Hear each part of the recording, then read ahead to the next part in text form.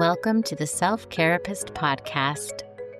Join me, Lorain Moorehead, a licensed psychotherapist, clinical supervisor, and EMDR consultant, along with expert guests as we explore the approaches and modalities we've used and developed to support our clients' success. Our conversations and stories are designed to inspire new and seasoned clinicians to stay curious, prioritize self-care, and never stop learning. In today's Can't Miss episode, we are talking with Dr. Maylin Griffiths, owner of Arizona Pediatric Assessment Center, about strategies for completing an assessment that identifies the source of a problem, creates clear goals for increasing strengths, and loops in all the appropriate supports. We deep dive pathological demand avoidance and discuss the 4 pillars of its presentation and strategies that can work to support clients with a pervasive drive for autonomy. I think every clinician listening will leave wishing they'd heard these 3 words sooner. Welcome, Dr. Griffiths, to the Self Careapist Podcast. Thanks for having me. I'm excited for us to be able to talk today. Yeah. Can you give a little bit of a background on what you do at your office and who you serve? Yeah, sure. So I'm a clinical psychologist by training, and in my journey of training found that assessments have always been so incredibly helpful when it comes to the path that we should be on and helping to figure out what's going on, from being in residential placements with families to inpatient units to outpatient centers. Assessments has really always been the driver for me on how we seek and help with solutions. And so about 6 years ago, I started up my own assessment practice here in Gilbert. And so our practice really focuses on that strength-based whole person assessment process. And we see kids all the way from 2 to 23. And we see a variety of things. So, I'd say the most common things that we are looking at are things like ADHD and autism and learning differences, mood, behavior. But really, families come to us when they're feeling lost, or they're not quite sure what road they're on or should be on, or they're having a hard time accessing services. So while it's not diagnostically focused, that sometimes can be the route to get to the end of where we need to be.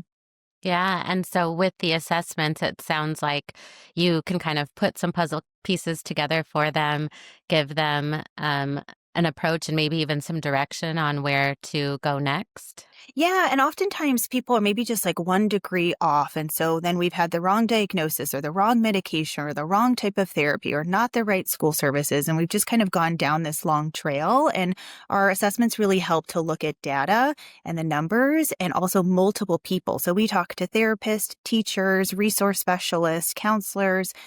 We want to hear from the med providers, pediatricians, parents, grandparents. So we're kind of like that center person. And then we gather all the information around us with the kid and the family kind of being at the center of it, and then figuring out how do we get the best support team in place and everybody speaking the same language, doing the same thing, kind of moving in synchrony together.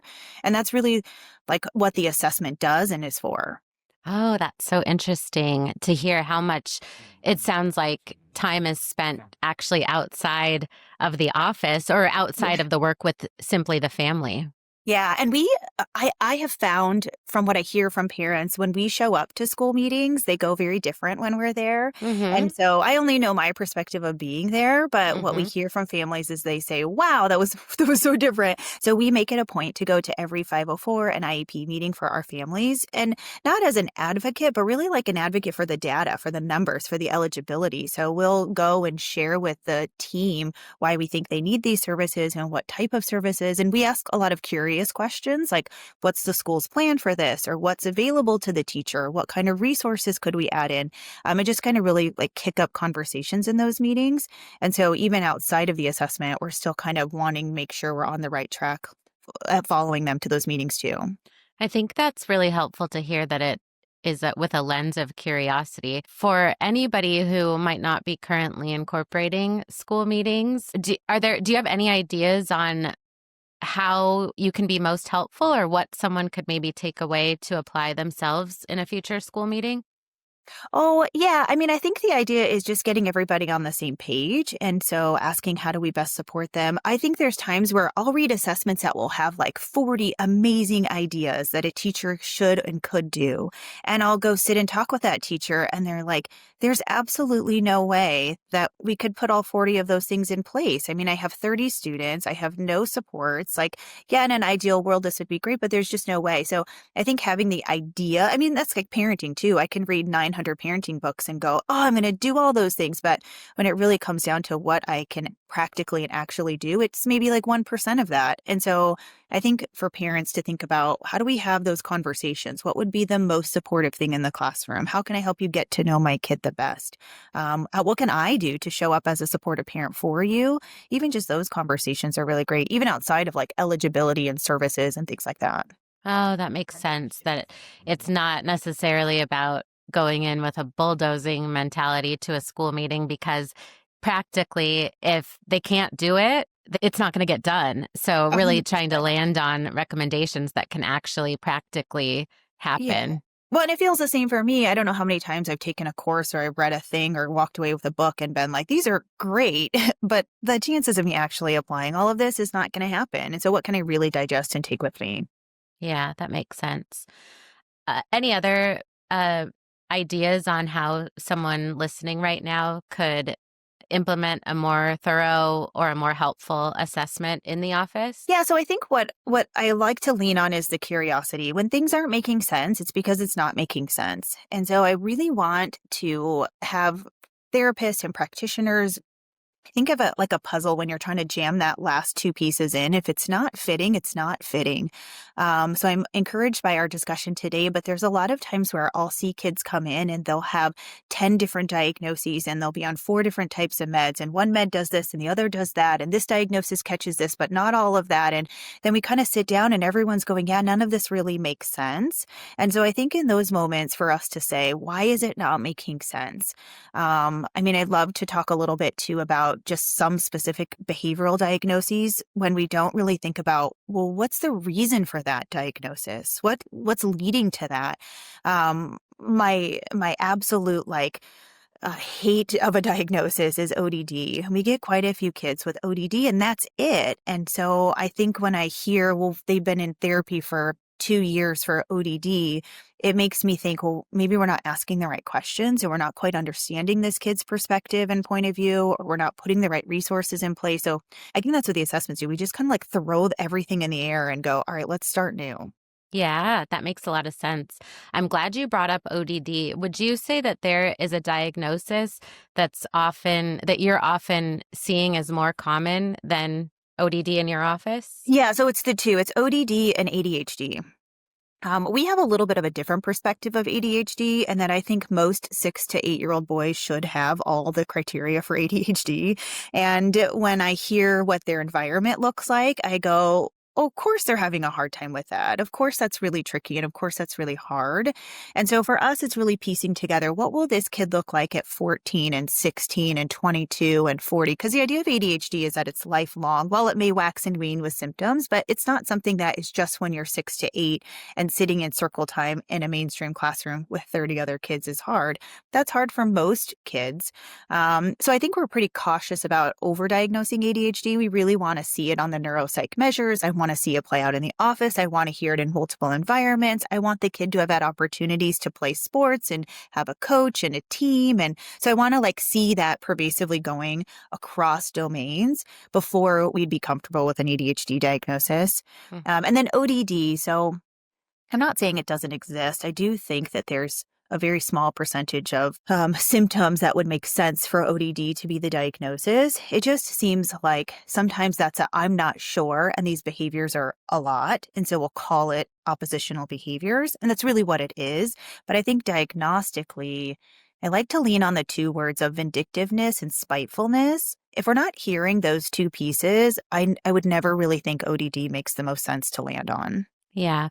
What do you, in your experience, what is more common, or what are you diagnosing in place of ODD? Well, we're going backwards. So it could be anything. It could be my anxiety is so high, it's driving oppositional behaviors. It could be I am so inattentive and bored in class because I'm really gifted and this whole thing is boring me.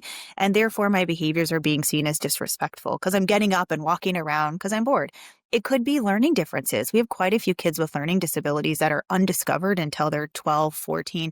We just tested a 14-year-old that couldn't read in one of our big public schools and was diagnosed with ODD and ADHD, and they can't read.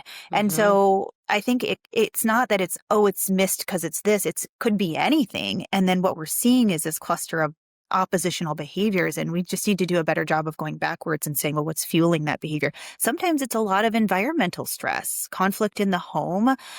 We've had kids diagnosed with ODD because their grandparents passed away, and that was a huge rift in their environmental system, trauma. I mean, really anything's on the table. Yeah.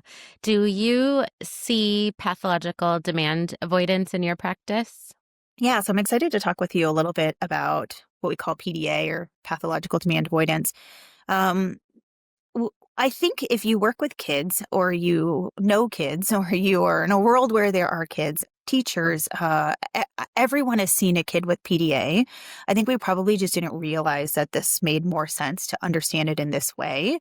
And so PDA is something that came to our office about 5 years ago from a family who lived about 2 hours away. And they said, I heard you're curious, and I just need someone who's curious. I need someone to really look at this, and I'm going to bring you some things that might not make sense, but I just want us to do it together. And I was like, this is my jam. Like, this is what I want. I love this. And so we sat down together, and I got a chance to meet with her son, and I saw him in our office for 3 hours and was fascinated because it was a kid that we probably would have seen as like a DMDD or like an ODD kind of a kid. Those are all the diagnoses he came with. And after really shuffling through it, it was making a lot of sense to see it from a different lens. And so I started to just get really curious with the research and with what was out there. So PDA has been around for a while. It was introduced in about 1980. So that's some quick math, like 45 years. It's not new. Wow, that is 45 years ago. I know. We'll leave that. I think it's about 20, but I know. According to my math, that's like 10 years ago. Anyway, so it's big in the UK and it's really big in Australia. So there's a ton of stuff about it. There's a big bank of literature about it. It's just kind of made its way over to the US about 5 years ago. I always think we're kind of like adolescents where we can't have anyone tell us it's our idea. We've got to think of it ourselves. And so about 5 years ago, the U.S. started saying, hey, there's this thing called PDA. And which is fun. I mean, which is appropriate because it sounds like the U.S. might have the same tendencies. Yeah, we're niching in on and so when we uncovered it, all these other places were like, yeah, we've been seeing this for a while. We've got a lot of stuff on it. So I think it's really like fuel to a fire, like the past 5 years. And that's about when it got introduced to me. This mom was incredible. We worked together, and then she actually put us on this PDA of North America provider list. So we were the only provider in Arizona that had knowledge of PDA. And I started diving deep into trainings and consultations and the literature and really getting into the like background of PDA. But her putting us on that list, we started to see more of these kids. So we had families coming from California, Nevada, Texas, New Mexico, all over Arizona. And while it's one thing to learn about it and read about it, it's another thing to see 50, 60, 70 kids that really all fit this profile and to kind of see the firsthand experience of it. Yeah. What are the key components of PDA? What do you see in your office, and what did you learn about during your initial deep dive? Yeah. So Pervasive Drive for Autonomy really is a better word, and I want to kind of walk us through. So pathological demand avoidance was what this was initially tagged as. Remember, we were talking about ODD. That's the kind of like it's oppositional behavior. So if we think about pathological demand for avoidance, sure, we're going to hit those words when we talk about this, but I want to flex your thinking to another way of thinking of it as a pervasive drive for autonomy. So when we go through these, there's 4 main pillars, and then there's 2 kind of subcategories. You'll start to see why actually calling it a pervasive drive for autonomy is what what fits this much, much better. So we try to use that instead. Oh, yeah. We're all about strength-based and positive reframing. So I think even that the makes language, it makes yeah. even a difference in the language. You know, if Yeah. something's pathological, it feels pretty Oh, yeah. permanent Something's and wrong with pretty, you. Mhm. it demonstrates that there's not really anything that can be done about it. And it Right. sounds like when you're looking at pervasive, like, yeah, we see it a lot and it feels like there's some ability to adapt or make progress. Absolutely. And I think what we think of is, oh, this is just somebody who doesn't like demands. And that's the problem that we'll hear from parents. They just can't handle demands. Everybody has demands. And that's really true. So throughout our human existence, we all have demands that we have to comply with. And I'll share with you what demands actually means, because sometimes Yeah. it's more than what you actually think about what a demand could be. And so PDA is not just somebody who doesn't like demands. So that's where I think we switch the word to pervasive drive for autonomy. These kids and adults have an extreme, extreme need for freedom, for Mm. autonomy. And that need for autonomy overrides everything. It overrides toileting, hunger, physical, social. It overrides everything you can think of. Need autonomy and I need freedom of it. So if you think about what a demand could be, so that's the very first kind of pillar that we're looking for, someone who resists the ordinary demands of everyday life. And I think when I first thought of this, I thought, well, a demand is if I say, come here, a Right. command, really, right? Come here, do this, go there. Sure. So that's one type of a demand. But other types of demands that we might not think of are implied demands. So for example, if I say, how are you? I'm I'm demanding that you interact with me and you say, I'm great. How are you? Mm-hmm. Something as simple as I love you has a demand of I love you too. So it has this Mm. like implied interaction of a demand. Mm-hmm. I can't tell you how many times I messed up with these kids and I said, what's your favorite color? Like Mm. the demand of being able to answer. And you can see it real quick when you do this. You'll see yourself jump into it and go, oh, that shouldn't be that hard of a question. But for these kids, it's a really hard question. Do you want to sit here? Well, let's sit here, like these big kind of open-ended pieces. Sometimes demands are even fun things that they like to do. So a demand can feel like overwhelming if it's something that I love doing. What I find sometimes is parents, I don't know if you've ever, if those of us who are parents, if your kid likes a food and you're like, yes, and you go to Costco and you buy 9 million of it, this happens to these kids. They might like a red car Lego. And then what they find is that everybody's giving them all these Legos and all these cars and all these red things. And it just becomes this like overwhelming demand to love this thing. Yeah. Um, Self-imposed demands can be really hard. A lot of times there can be too much on what they impose of themselves as the expectation of a demand. So it's all encompassing, but the idea is that they are resisting and avoiding these demands of ordinary everyday life activities. Yeah, when you said you kind of get checked really quick when you place an inadvertent demand on one of these kiddos. Oh What do yeah. you see? Is it an Oh, expression? Is it a flat out it's denial so or a much. head Yeah. So I shake? want to jump into the next piece of it because that answers your question. Okay. So what we see is social strategies to cope with the stress of these demands. And what we hear is manipulation. They're manipulative. Mm, They will manipulate the situation. So that's that big keyword. Anytime you hear the word manipulation, I want you to get curious about it, because mm, what we are now rephrasing this as is equalizing. So I want you to replace the word manipulating with equalizing. So what these kids will do is they will equalize. So what might seem very nonchalant is they will try to take control of the environment. They might refuse the request. They might enter into some type of a negotiation with me. They might make an equal demand of me. So um, we do cognitive testing. And so I might present the blocks and they'll say, okay, now you do one. yeah. Or I might say, what's your favorite color? And they'll say, I'm going to use a pencil and you have to use your favorite color. So they'll kind of like put these demands back to me.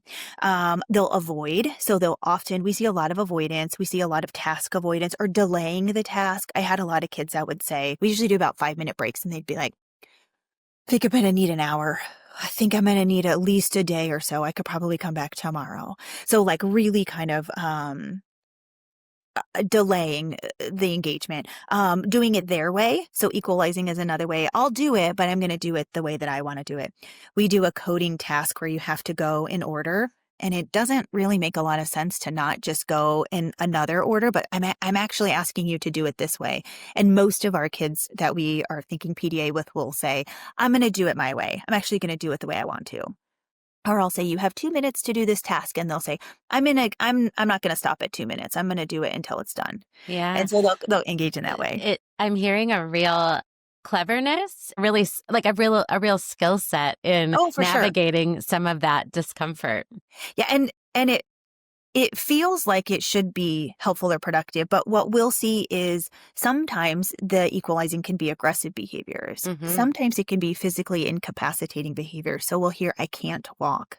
I can't use the bathroom. We have about 70% of school refusal in our PDA kids. So most often when we get called in, it's because it's met the threshold of they're not able to even get to school. Most of our kids will have, over 50% of days are missed. And what I'll hear from the kids is, I want to go. I want to be in class. I want to be there. I just can't. I can't get there. That feels important too, that it's not even, that it can be a demand the kiddo puts on themselves. It's not even necessarily external. It can be something that they know they want to do and simply aren't able to access. And I think that's the frustrating part, especially from the parents too, because it doesn't make sense. You can't tell me you want to go to school and then not go. Don't tell me I signed you up for this activity and now you won't go, right? And I like to reframe that. It's not that they won't go, it's that they can't go. And they're doing all of these strategies of equalizing to reduce that demand. Yeah. The third thing that we see, and I think this is always the most fascinating, this is usually my tip off, is so they have on the surface, they're socially pretty well connected, which is why we will miss this autism piece of the PDA profile, because they make good eye contact and they engage in social cordial greetings and they do the head nodding, the hand gestures, they do all that stuff. But what they struggle with is hierarchy. So there's no sense of hierarchy at all. We are equal on all levels. I am equal with parents. I am equal with teachers. These are kids that want to be the assistant coach. These are kids. I've even had these kids that say, I'm actually going to ref the game. I'll be in charge of reffing the game. Or the coach of the basketball team will be telling the 6 and 7-year-old something, and the kid will stand up next to the coach and will coach the game. We had one kid, this is incredible, who felt like they had equal ownership in the home as the parents did. It was split 3 ways, the equity in the home. And you'll hear that a lot. And so I think this is troubling for some parents because they're trying to establish some type of hierarchy, right? They're trying to establish, I'm the parent and you're the kid. But this is the teachers too. The teachers will say, this kid will come after class and say, that was a great job teaching the class today. Nice job. They'll give like pointers, or they might even stand up in front of the class and start teaching the class themselves. So we'll get a lot of confused teachers going, gosh, they're so cute, but they don't quite understand that they're the student and I'm the teacher. So that's a huge tip off if you hear that too. The other part we'll hear for the communication part is they'll kind of talk to adults like they're adults. And so I'll hear like they're an old soul, or they gravitate to the adults at parties, or that kind of piece of it. And then the fourth one that we're really looking for, and this is what usually gets called into our office too, is excessive mood swings, 0 to 100, extreme. Usually it's some type of like breaking things, hitting someone. These kids have a lot of school suspensions. They have a lot of at-home behaviors that are, holes in the walls, broken windows, like those pretty aggressive kind of engagement in these mood swings and behavioral outbursts. And what I hear from parents is, we didn't even see it coming. We didn't even know what triggered it. We had no idea what set them off. Which is very different from like an ODD or kind of that irritable mood piece of things.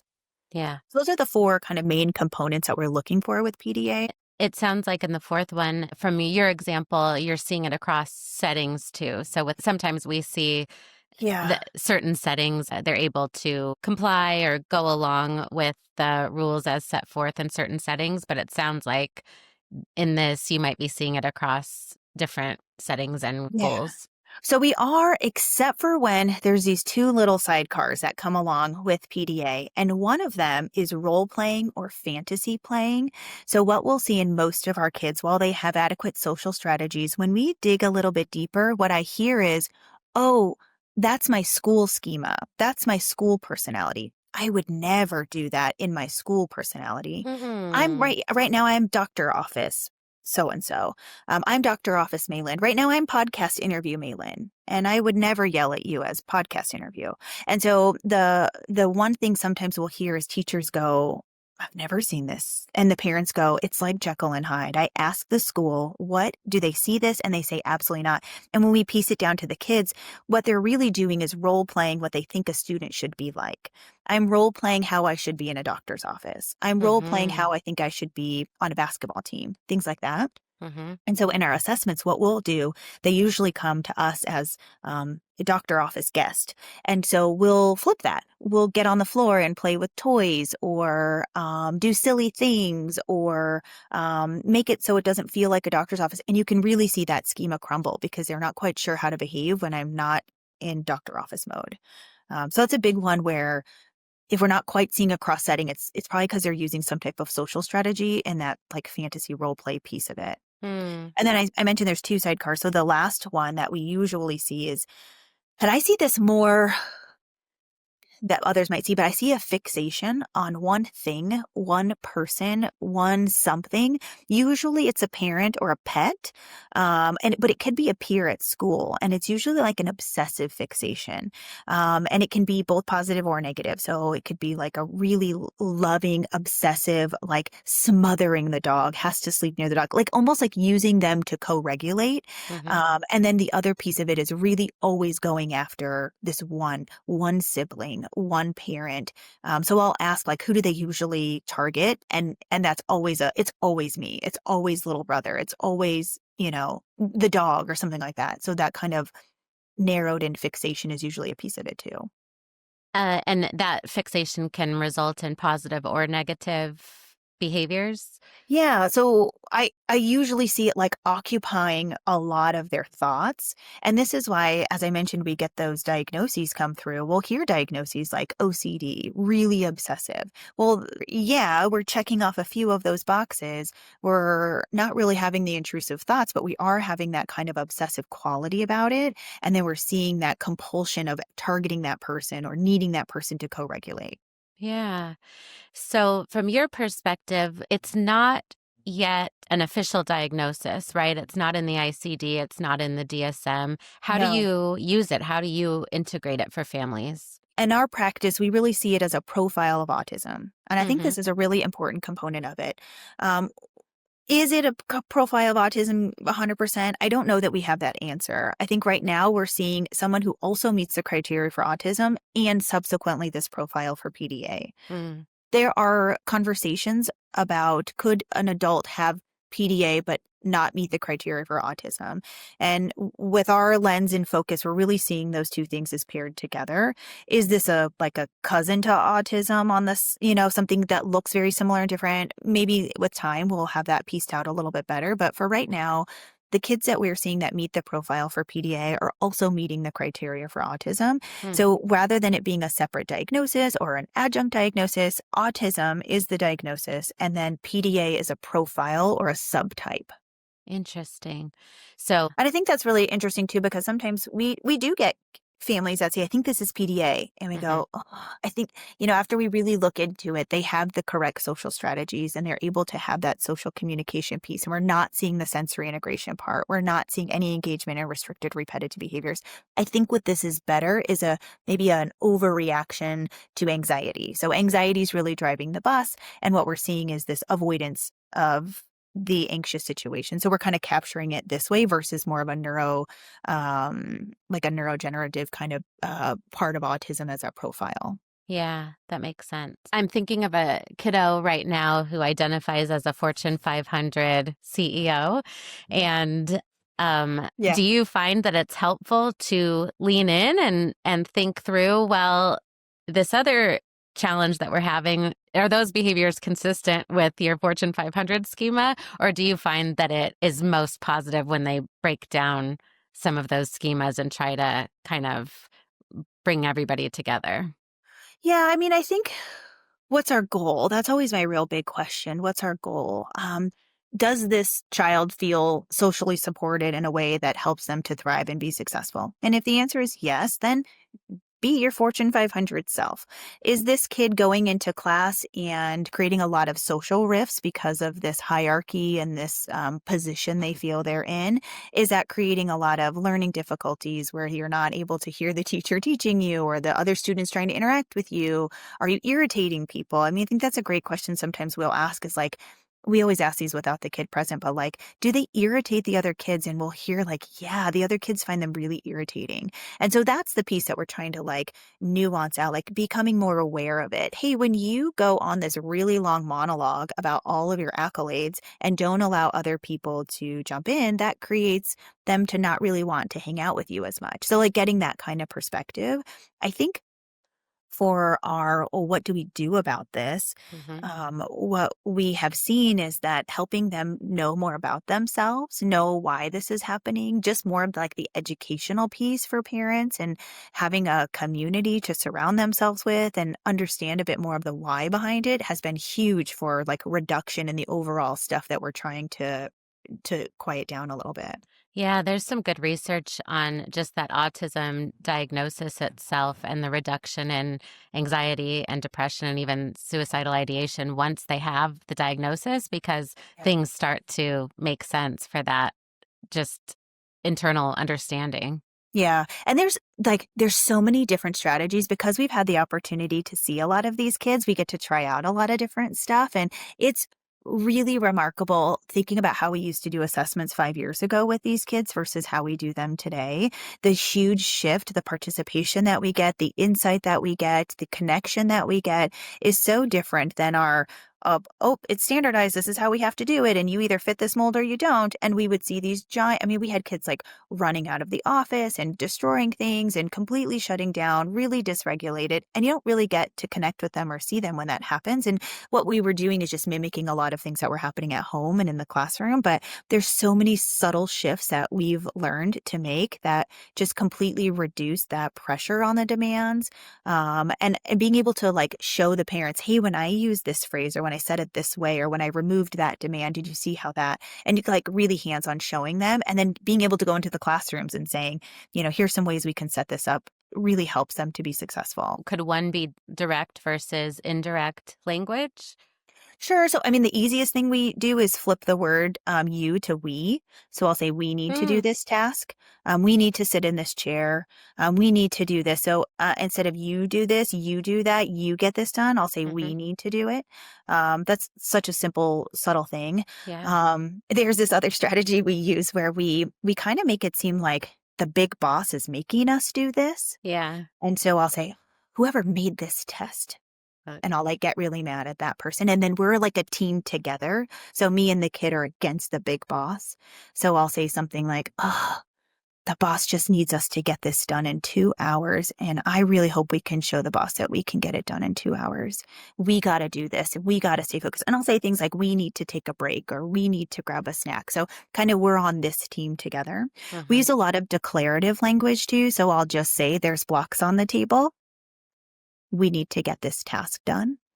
I wonder how fast we'll get it done. And so I'll ask like kind of curious questions. I use a lot of like exaggerated humor too. These kids really respond to that stuff too. So I'll say something like, I mean, if it's something silly, I might say like, go ahead and write your name down, C-A-T.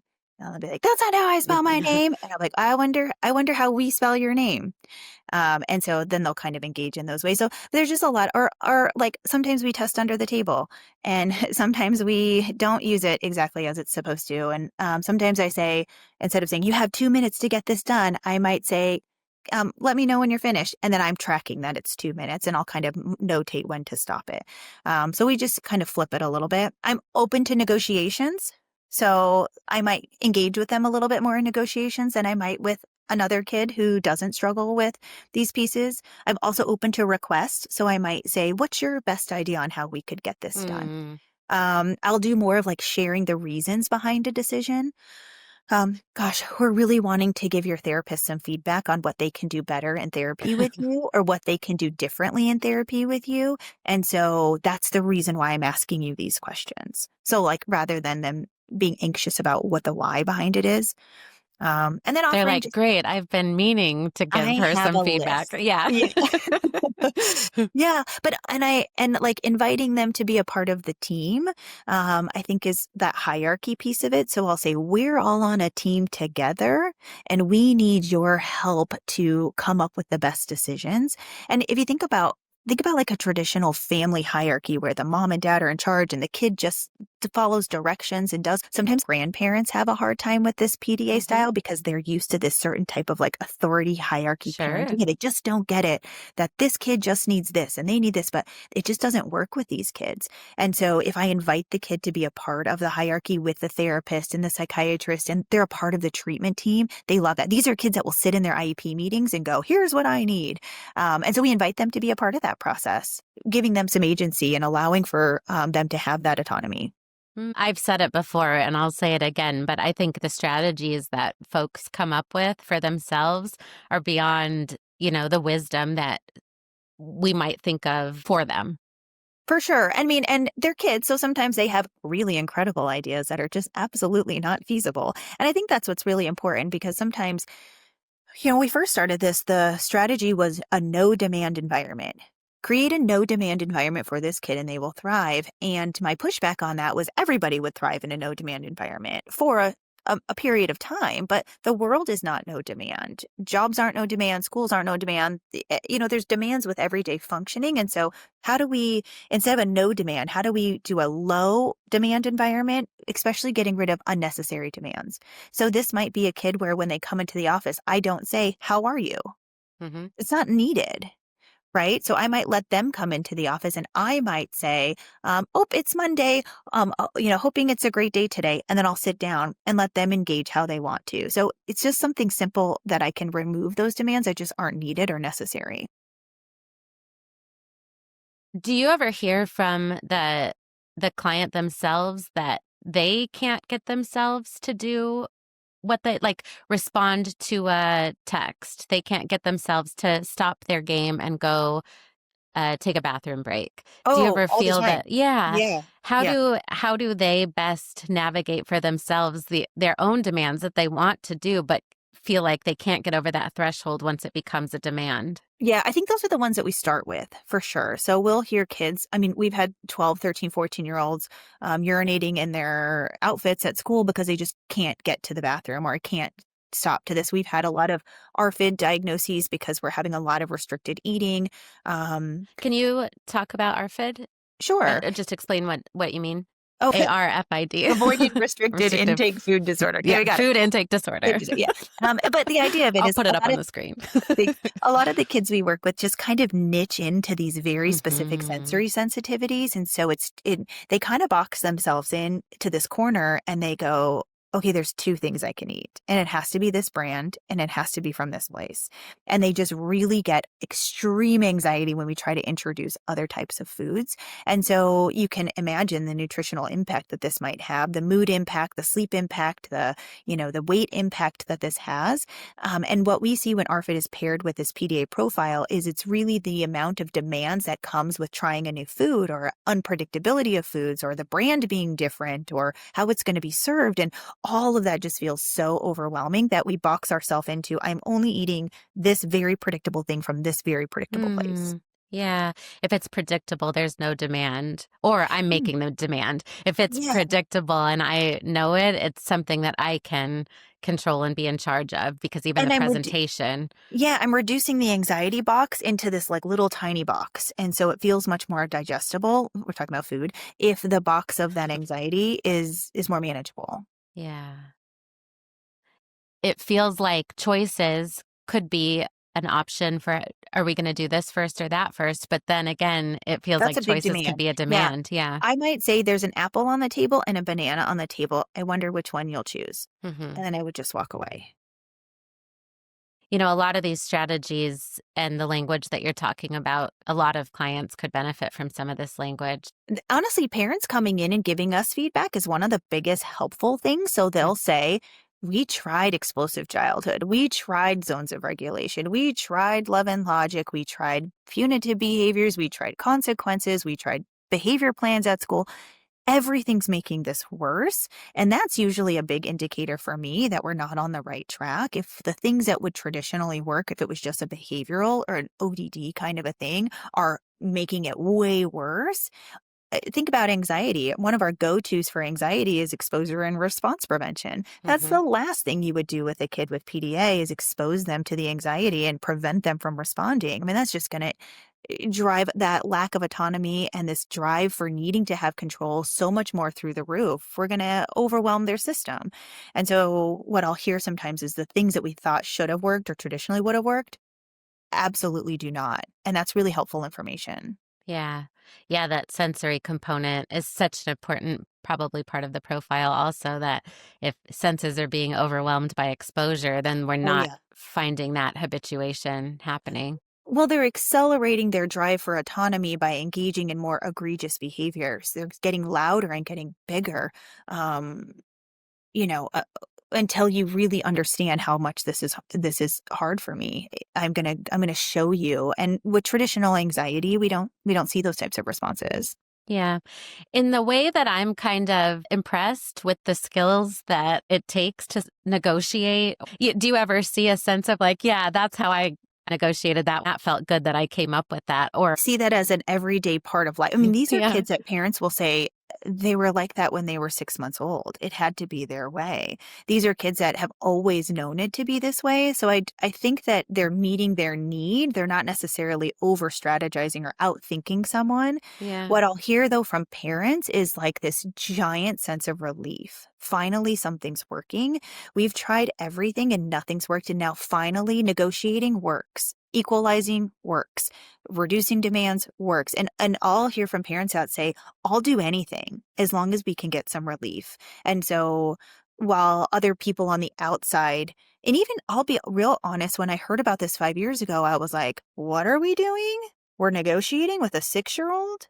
I don't like, I'm not going to let a 6-year-old tell me what chair I can sit in. That makes no sense. And I would hear from these parents that would go, I mean, they kind of get to tell me when we do things around the house. Um, we had a family that um, the kid, if the child walked into the home when the lights were off, then the lights stay off. If they walk into the home when the lights are on, then the lights stay on. But if by chance those lights are off at 3 p.m., they stay off.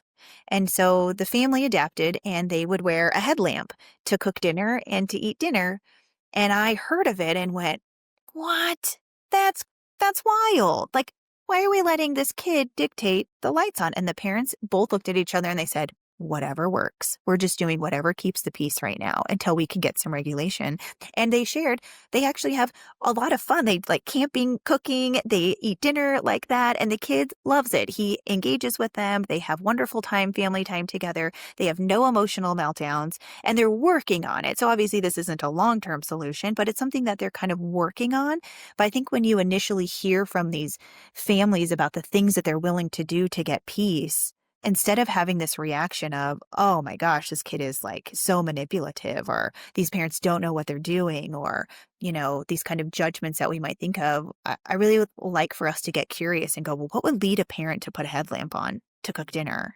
Right? I mean, Mhm. peace. And what's dysregulating that peace so much that this is what we've resorted to? And what's driving this kid to be so dysregulated if that rule or justice or, or the control and autonomy is not there?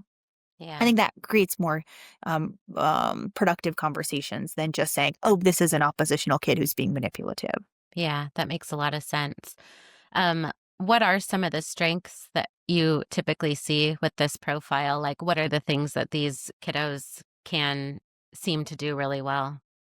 So we usually see these kids when they're pretty dysregulated. So their strengths are not shining and their struggles are really overwhelming their strengths. That's generally when we jump in. What I have heard from families is after we get right resources in place, the right school in place, the right supports in place, the right therapy in place, when we can reduce anxiety, potentially with medications or other strategies, we see a kid who's usually pretty intelligent, pretty bright, pretty creative. We usually see kids who are pretty assertive. These are kids that like connections with someone else. Usually they like them to help with self-regulation, but they have those connections of co-regulation with other people. These kids usually have some pretty unique interests, which I love connecting them with other kids who have those same interests. And these kids are really natural leaders. They've got a lot of experience being on equal playing field with adults. Mm-hmm. And so when done correctly, they can be pretty assertive and they can be pretty skilled and they can command a room and they can offer great advice and suggestions. They just need to learn how to do it in a way where it's received well. Yeah. For any clinicians listening, you mentioned that you started your your fast track to learning on this 5 years ago. What are some great resources for people who want to learn more about it or think that they are potentially treating a kid with this profile right now? Yeah, so the PDA of North America, Diane Gould is one of the leaders there. I would recommend getting on their listserv. They do weekly trainings from all types of different topics. So we have fatherhood in PDA, we have medications for PDA, we have teaching strategies. So every week there's about 2 or 3 different webinars that you can jump into virtually. They'll also record them for you and send them to you. There's a PDA of North America conference that's coming up. Diane Gould just wrote this book, PDA in North America, which is incredible.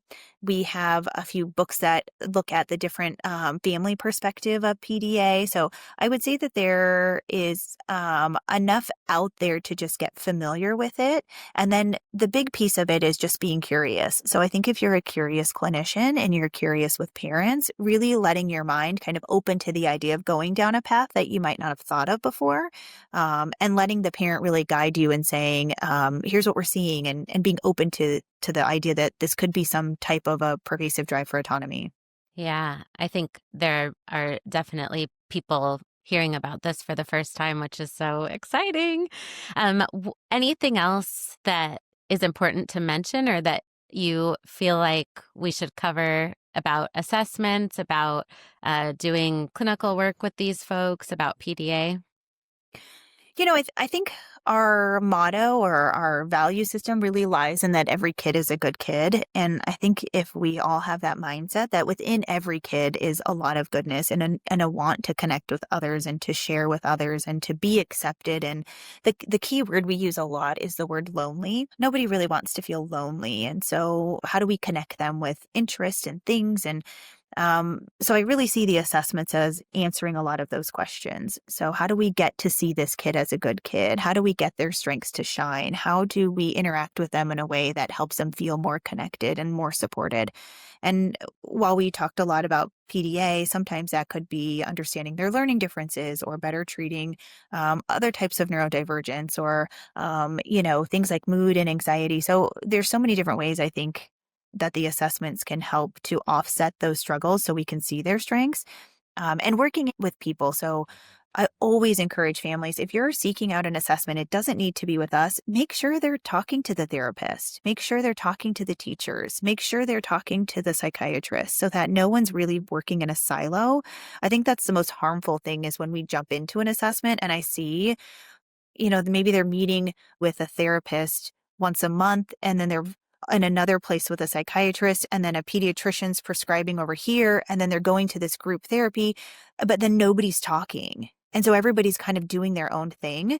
I think one of the benefits of an assessment is really kind of tying that string to everybody to connect us all together. Yeah, that's great feedback. If a clinician wants to make a referral for an assessment, or if a family happens to be listening that wants an assessment, anything else that they should be looking for to get to get a skilled assessment? Yeah, so we like you going to people who are qualified and trained and have experience. There's so many options, so I always recommend parents call lots of places and see who feels like the best fit. I take all of our intake calls, so we schedule 15-minute consult calls with all of our families so that I can talk to them and make sure that we're a good fit for them and that they're a good fit for us. I think that's really important.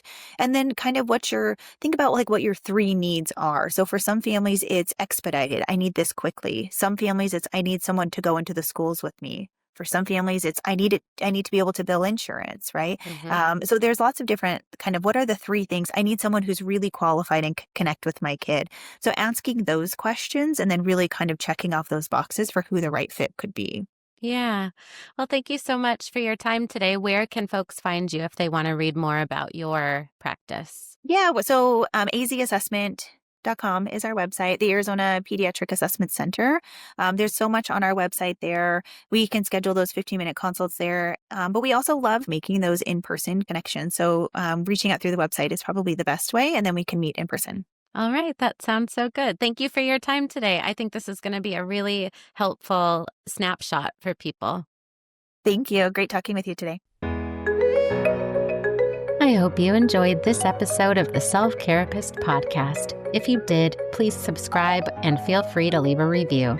You can also follow along at the Self Careapist on Instagram or head to lorainmoorehead.com/podcast to grab a free copy of your own learning map worksheet to help track all of the tools and strategies you're interested in learning more about. See you next Wednesday.